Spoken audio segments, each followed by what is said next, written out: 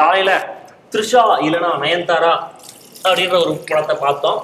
இப்போ நிஜமாவே நயன்தாரா நடிச்ச ஒரு படத்தை பார்த்துட்டு வந்திருக்கோம், மாயா.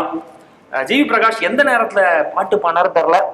நான் உனக்கு பேய் படம், நீ எனக்கு விட்டு படம்டி அப்படின்னு. காலையில பார்த்தது வந்து விட்டு படமா இல்லையான்றதை நாங்க சொல்ல முடியாது. ஆனா இப்போ நாங்க பார்த்தது பயங்கரமான பேய் படம்.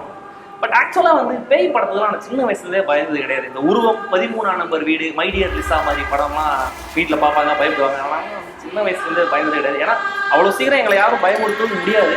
ஸோ அந்த ஒரு கருத்தோட நம்ம இப்போ செல்ஃபி ரிவ்யூவை பார்க்கலாம். ஓகே,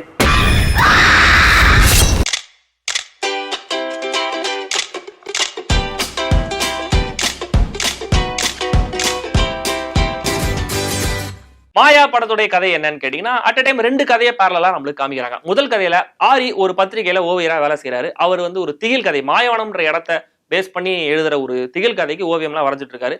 திடீர்னு அந்த கதை சம்பந்தப்பட்ட ஆட்கள் நிறைய பேர் மர்மமான முறையில இறந்து போறாங்க. அதுல ஆரியோடைய பெஸ்ட் ஃப்ரெண்டும் இறந்து போறாரு. சரி, என்னதான் இருக்கு அந்த இடத்துல பாத்துடலாம் அப்படின்ட்டு ஆரியே கிளம்புறாரு. அந்த இடத்துக்கு ஒரு மிட் நைட்ல பயங்கரமா தனியா போய் அந்த இடத்துல என்ன இருக்குன்னு பாக்குறதுக்காக போறாரு. இது ஒரு கதை. இன்னொரு கதையில நயன்தாரா தன்னுடைய கணவரை பிரிஞ்சு குழந்தையோட வாழ்ந்துட்டு இருக்காங்க. அவங்க காசுக்காக ரொம்ப கஷ்டப்படுறாங்க. நிறைய கடன் தொல்லை அவங்களுக்கு இருக்கு. அதுக்காக ஆட் ஃபிலிம்ஸ் எல்லாம் நடிக்கிறாங்க.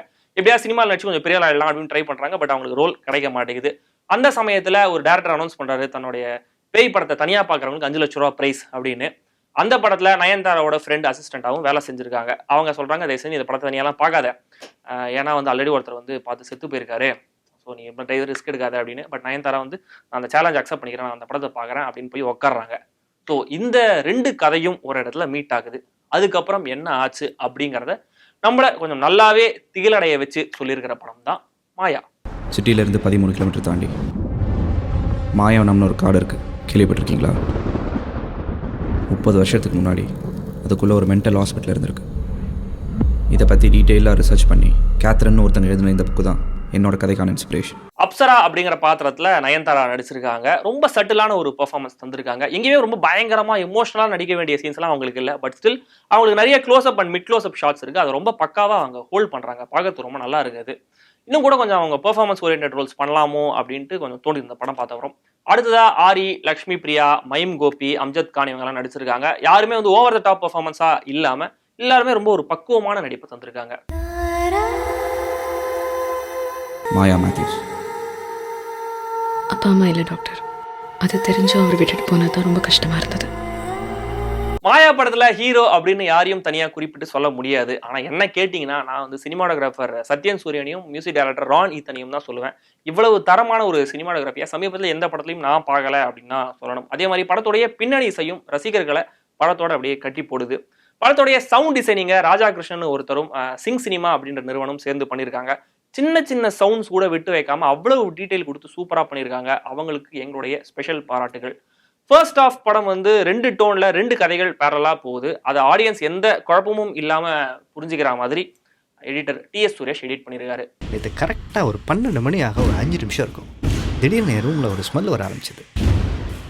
எனக்கு பர்சனலாக அந்த பேய் கதை மேலெல்லாம் நம்பிக்கை இருந்ததில்லை.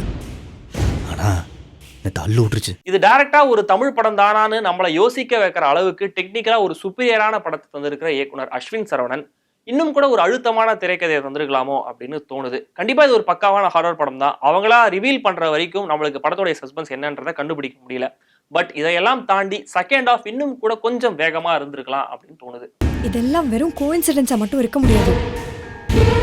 எல்லாமே போட்டோகிராஃபிட் இருக்கு,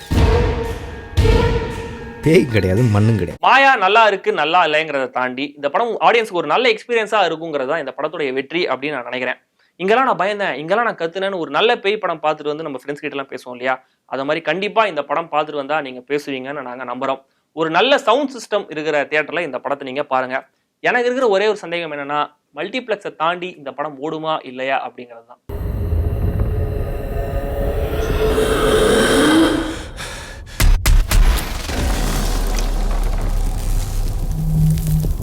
okay ready. Sir okay sir, நான் லைட் வச்சிட்டேன் சார். ஓகேவா? இங்க ஓகேவா? இன்னும் கொஞ்சம் கீழே இங்க வைக்கட்டா? ஓகேவா? ஓகே ஓகேவா சார்? சரி ஓகே. சரியா, உங்களுக்கு அப்படியே பரவாயில்ல, ஸ்டாண்ட் இல்ல பரவாயில்லையா? இல்ல பரவாயில்ல, நான் ஹேண்டில் பண்ணிக்கிறேன். நம்ம இந்த கான்செப்ட்டுக்கு வந்து இப்படி ஆடிட்டே இருந்தாங்க. ஆடிட்டே இருந்தா இந்த பிளாட் விச் ப்ராஜெக்ட் மாதிரி பண்றீங்களா? சரி ஓகே, பயங்கரம். Okay sir. சரி, ஸ்கிரிப்டேங்க. ஸ்கிரிப்டா சார் ஐடியா மட்டும் வச்சுட்டு என்ன சார் பண்றது ஸ்கிரிப்ட் இல்லாம? ஏதாவது பேசுப்பா. புதுசா என்னங்க சொல்றது? சப்ஸ்கிரைப் பண்ணுங்க, ஷேர் பண்ணுங்க, அவ்வளவுதான். பாய்.